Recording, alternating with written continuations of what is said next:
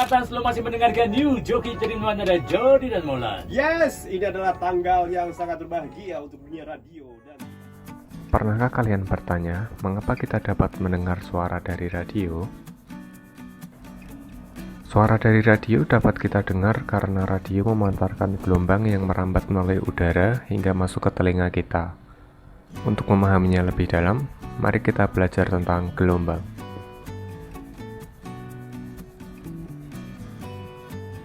Gelombang adalah getaran yang merambat. Getaran itu bergerak dari satu tempat ke tempat lain dengan menggunakan media tertentu, atau bahkan gelombang bisa bergerak tanpa melalui media seperti di ruang hampa. Nah, gelombang ini dibagi menjadi beberapa macam.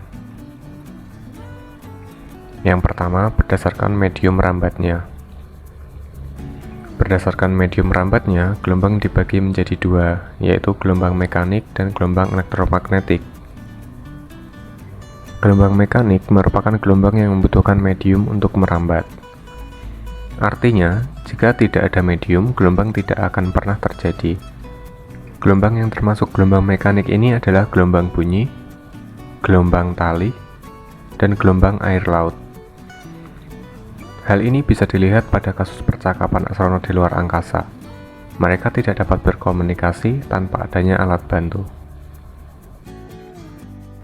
Yang kedua adalah gelombang elektromagnetik. Gelombang ini tidak membutuhkan medium untuk merambat. Artinya, gelombang ini bisa merambat dalam ruang hampa sekalipun. Contoh dari gelombang ini yaitu cahaya, sinar X, inframerah, gelombang radio, sinar gamma, dan sinar ultraviolet. Sedangkan berdasarkan arah getaran dan arah rambatnya, gelombang dibagi menjadi gelombang transversal dan gelombang longitudinal. Gelombang transversal merupakan gelombang yang arah getarnya tegak lurus dengan arah rambatnya. Contohnya adalah gelombang tali, cahaya, seismik sekunder, dan sebagainya. Sedangkan gelombang longitudinal adalah gelombang yang arah getarnya sejajar dengan arah rambatnya. Jadi gelombang ini adalah memiliki rapatan dan renggangan.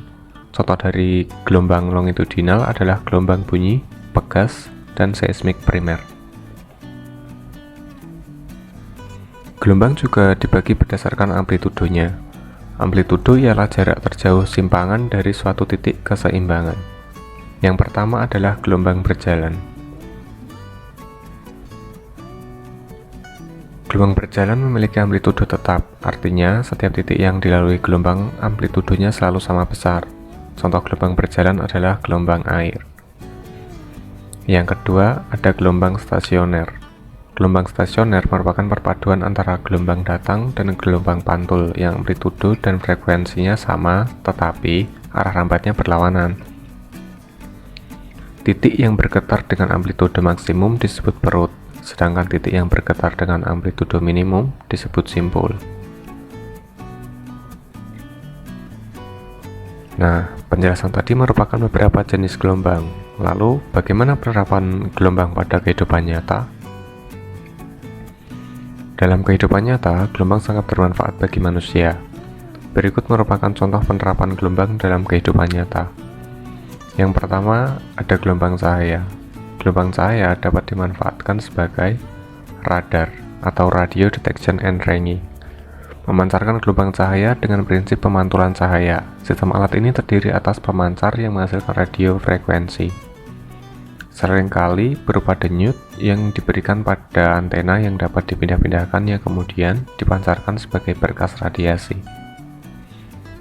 Bila berkas terganggu oleh suatu benda padat, sebagian energi radiasi akan dipantulkan kembali ke antena. Sinyal yang diterima antena diteruskan ke penerima, yang kemudian memperkuat dan mendeteksinya.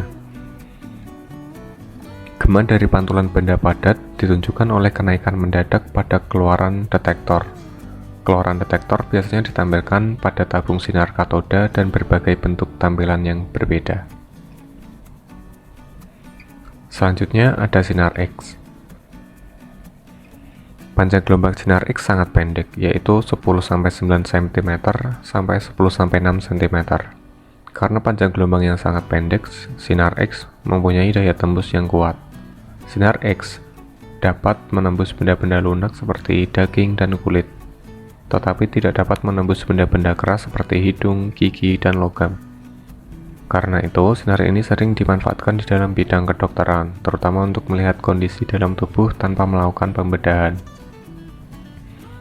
Foto sinar X diambil menggunakan kamera sinar X.